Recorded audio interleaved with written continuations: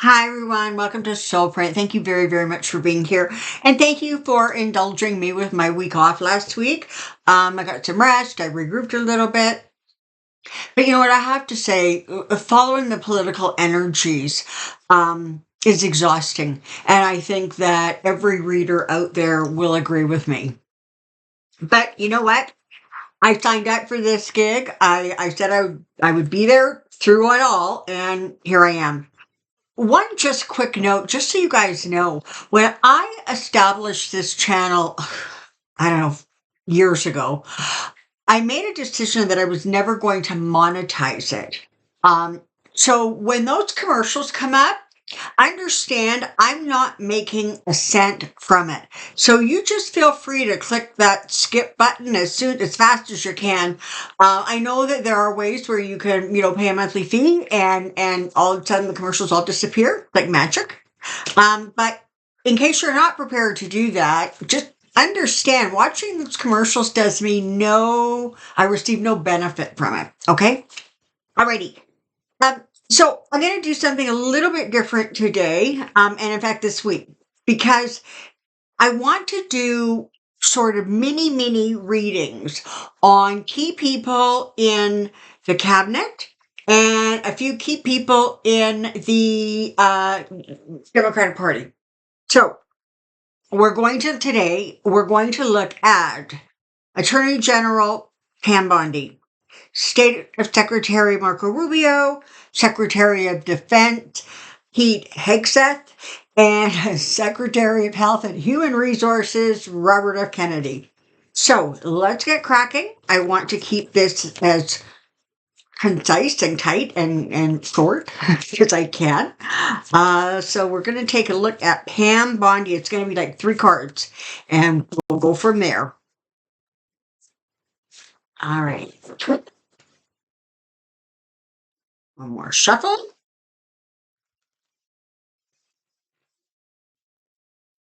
Pam Bondi trajectory, Bondi trajectory, Pam Bondi trajectory. Who would have thought that would be a tongue twister, right?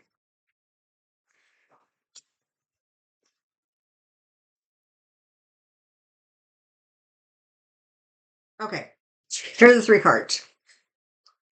We have the Knight of Pentacles, the Page of Cups, and the 5 of Cups. All right, so this is somebody who, frankly, despite career successes, if you're of a certain political bent, she has been successful.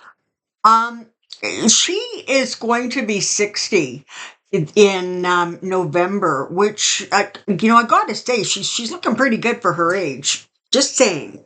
Now, that's about the only compliment she's going to get from me. So her thing is about prestige, the pentacles, right? It's about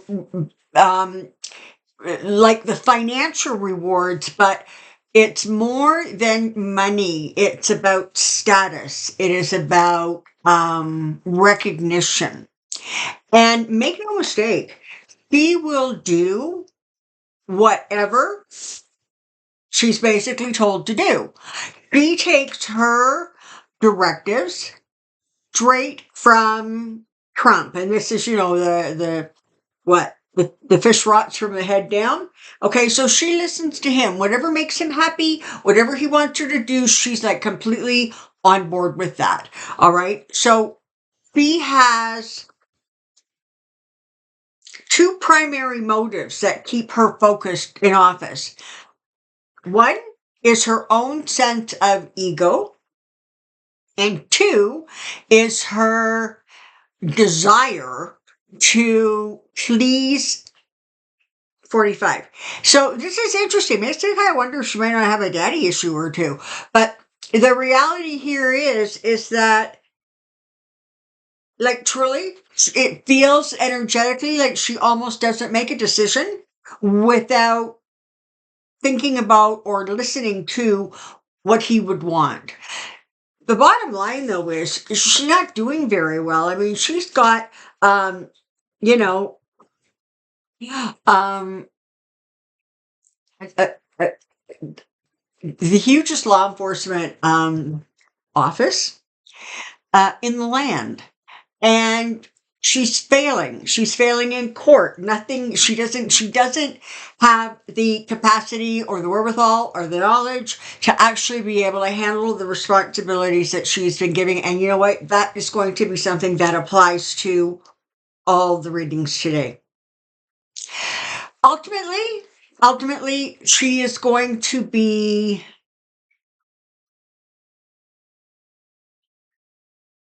it's disappointed, but I'm almost wanting to say she is going to be replaced or rejected. Um, it doesn't feel like right away. She may hang in there for a while yet. As of now, publicly, Trump is going after, lawyers, judges, the Supreme Court. She's protected for right now, but she's not going to remain on the protected list. Because at some point he's going to figure out that she's just screwing up left, right, and center. So for her, I see ultimately disappointment and even betrayal in office. Is that going to be the end of her? You know what? Probably not. She will, there's some people, without naming names of any, particular judge in Florida, not naming names. There are some people who just so fiercely follow the party line that they end up moving up the ladder. All right, and I suspect that that's where she's going to go. So the best that we can hope for at this point with her is that that the Republicans in no way, shape, or form retain any sort of political clout going forward for a while, so that um, her voice is muted, as is her power. All right, Marco Rubio, take a look at him. Yeah, I'm sorry. You know what? He always looked to me like the little kid who got to sit with the big people at the big people table. Okay. Um, he just always looks a little bit like, deer in the headlights, right? Like he's just not quite sure how he's supposed to be acting or behaving or reacting. And there is a part of him that over time has become very cruel. Um, and honestly, and without conscious. Um, he just, again, he's completely underqualified for this, but he will enforce and enact whatever is his master's request. Okay. Um,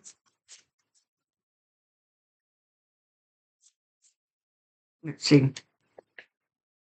Going on card shuffle.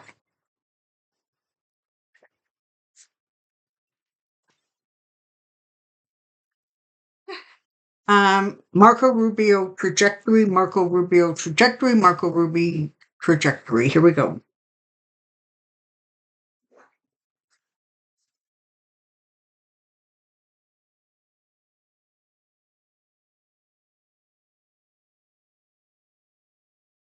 Interesting.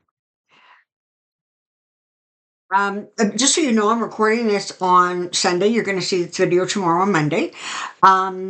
And there is a lot of hoopla and kerfuffle going on over the bombings that the U.S. carried out in Iran. It's not a good situation. And once again, Trump has completely bypassed the rules and made this decision sort of unilaterally all by himself. That's what he decided to do. The problem is that according to the Constitution, he's actually not allowed to do what he did unless the United States is in imminent danger. They're not. You're not. But I gotta tell you, this stunt definitely has created, they're saying, more of a security issue than there was before this happened. Here we go. Marco Rubio. Interesting cards. Knight of Wands, the Empress, and Temperance. So here we are, Marco. You have somebody here with the Knight of Wands who rushes headlong into whatever it is he's called to do. There's some little tiny part of him that is like kind of conscious of the fact that maybe what he's doing isn't necessarily political or necessarily just or fair. There's a little piece of him that is sort of thinking about the way people who share his ethnicity are being treated. But I gotta tell you, man, he thinks he's going to be president one day, the Empress. That's what this card is. He thinks that that this is the steps and stages he needs to take to become the president. This is never going to happen. But because that's his motivation, literally, he's prepared to do everything and anything that is asked of him because he sees that as the road to his success.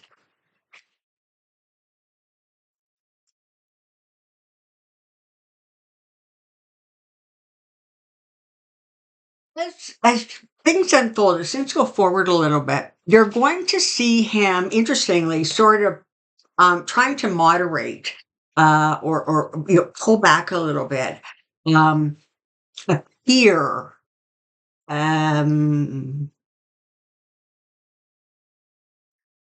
not neutral, but more sort of middle of the road, right? Here, as if he is not carrying not Trump's water, but buckets and buckets of Trump's water. Where this takes him um, is not. This is somebody who says something going to lose all credibility. It's the only way I can say it. Um, Literally, people are going to pat him on his head and say, "Good boy, go sit down." This is here. This is what you're going to say. This is what you're going to talk about. This is the tone you're going to take. And he just truly not a sort of a thought in his head about the ramifications or the repercussions of what he does. In fact, he doesn't even give any thought to the optics of it. All right. So, but understand, he is being motivated by this like fantasy of becoming the president. Um,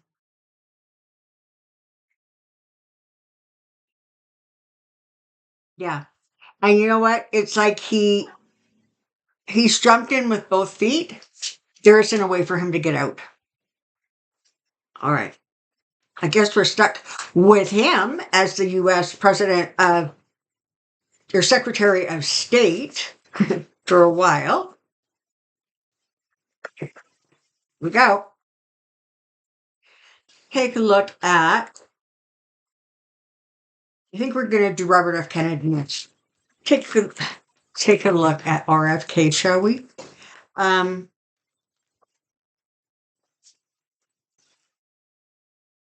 he is also doing things that just show such an incredible arrogance And such a complete and total disregard for the rules, the laws, the norms.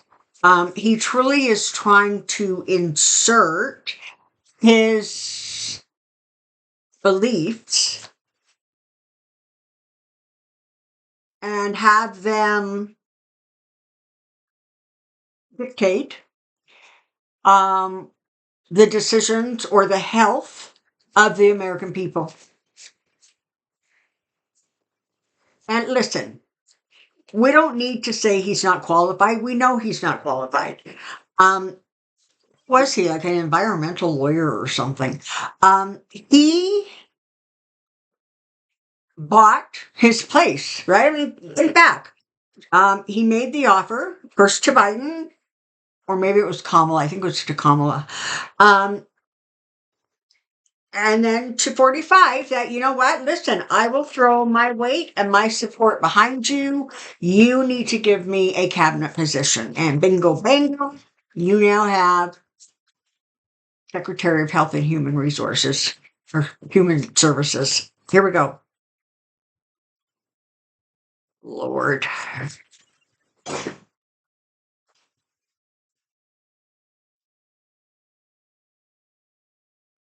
RFK Jr., current trajectory, RFK Jr., current trajectory, RFK Jr., current trajectory.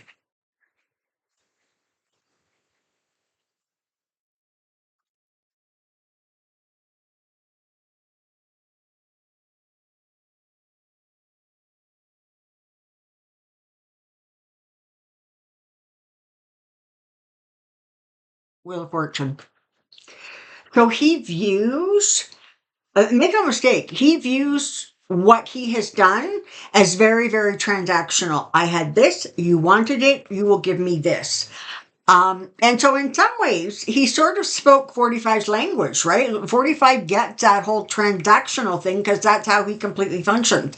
And so for him, there was nothing corrupt or underhanded about the offer that RFK made. It was simply a matter of the way business is conducted. The problem is that good old Robert there is not going to experience a blessing or a plethora of blessings. We'll say it that way. His fortune has changed, but it's gotten worse than it already was. This is somebody who truly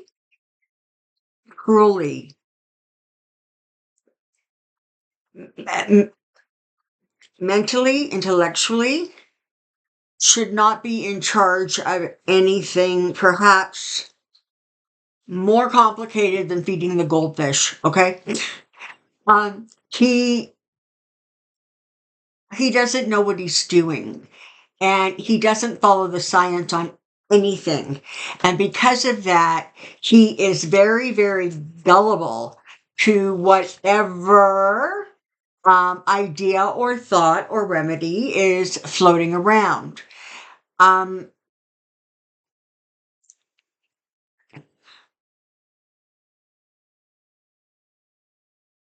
it's really interesting because in some ways,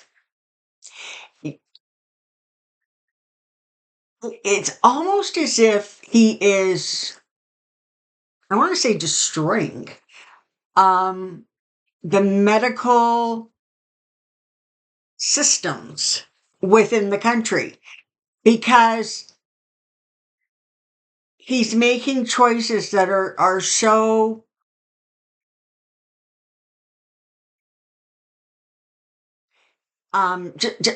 there's no science that supports what he's doing. But listen, he made his deal. And for now, for the time being, 45 is going to keep him in place. And I understand he's getting sued, the health department's getting sued, but he's going to ride that out in the short term in any case. Here's your point.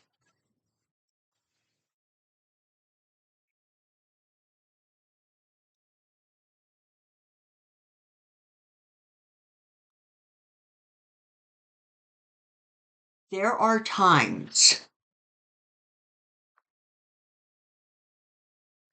when he hears himself talking, and midway through a sentence, it's like his brain sends out a signal that says, "What hell are you talking about?" He doesn't know half the time. All right. He is about getting messages across, but in point form. And if he is questioned or asked to give any depth, it's completely out of his skill set. He doesn't know how because he doesn't have the information. And he no longer, for whatever reason, has the processing abilities. And on a final note, I have to say he has absolutely become a complete humiliation to the family. He has become,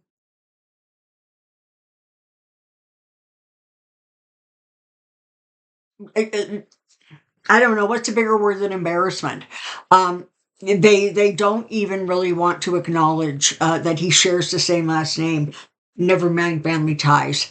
All right, so that's what you've got going on with him. But again, remember this Six of Pentacles. He made his deal, and for the time being, he's staying in place. All right, let's take a look at Pete Hegseth.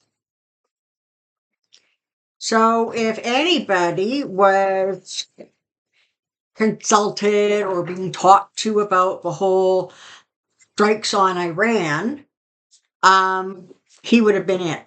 Right? And, he's out there saying things like the bombing had nothing to do with what, a change of leadership in the country. Um,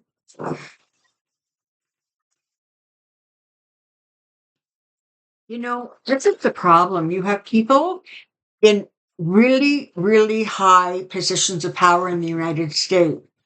And they think that they're playing like war games. Like how sometimes you see the tables and all the little army people and they're all like little figurines and they're like, they do strategy sessions and figure out how to make stuff work. That's literally what they think is going on. They don't in any way, shape, or form understand that this is real people and real lives and real damage that they're doing. And again, he is so not qualified. It's not like even funny. And he, I think, of all of the secretaries of state, certainly at this point in time, is facing the hardest pushback and blowback. I don't know if any of you saw the hearing that he just did, but I could only watch a few minutes of it. He was so belligerent, so sarcastic, so bombastic. Um, he, you know, he didn't have any answers. What he had was sarcastic and insulting replies. And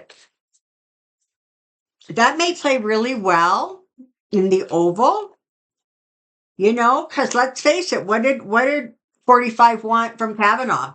Fight back, be aggressive. Obviously, it's the same playbook. But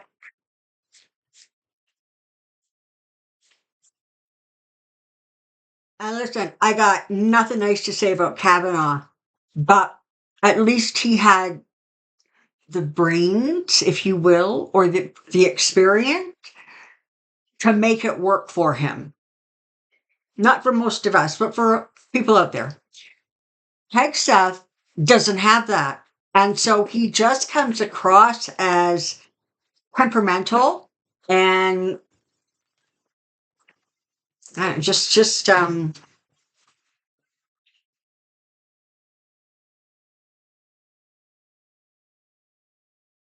a flat out embarrassment, honestly. Okay, here we go. Trajectory. Ah. Pete Hegseth, trajectory Pete Hegseth, trajectory Pete Hegseth. My life would be a lot easier if everybody's name was Smith, you know that, or Brown, or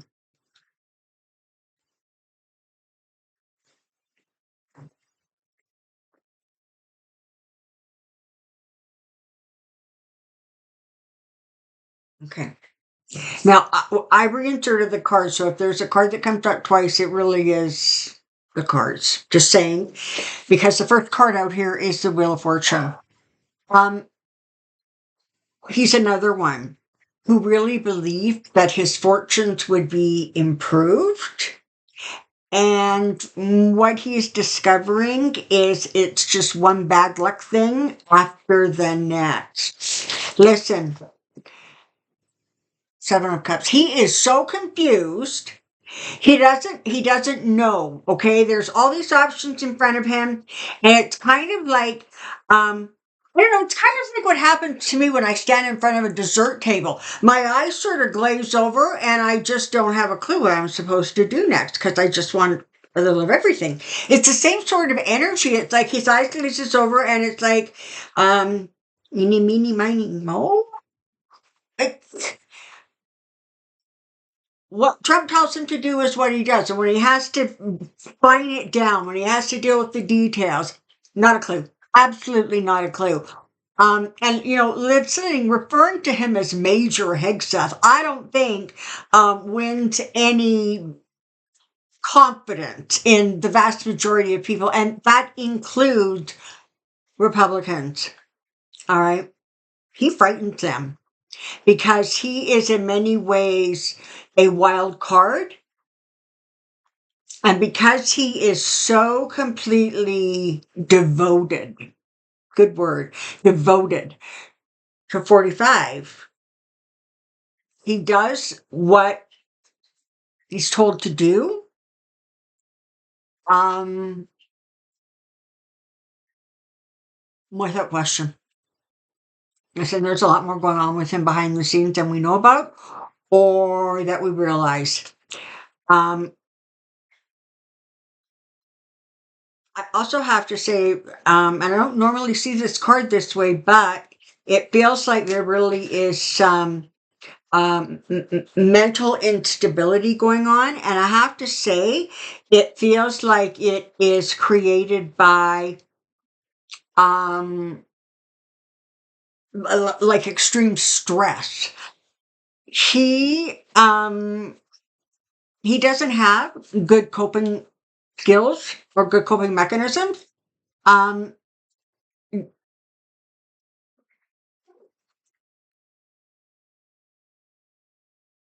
I also don't think that he is functioning in a way that is substance free. Being very careful there. Um, there's just more trouble coming from him. There is more ignorant, rude behavior coming from him. And again, you have to remember that's the kind of behavior that 45 rewards, right? He thinks that's absolutely the way to handle things. But he's spiraling, okay? He's spiraling and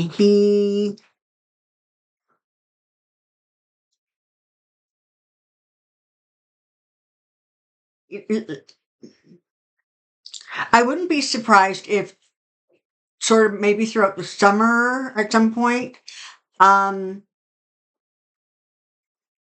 he the displeasure with him or the concern, the worry, is going to become more and more known. All right. In this case, the full moon may very well illuminate. All right, there you have it. Um, what can I say? All right. Questions in the comment section below. I'm not even sure who's doing it this week. I suspect it might be um one of them. Sorry. Um, I hopefully will see you on Wednesday. I'm going to be doing minis then on Crockett, Raskin, AOC, and Booker.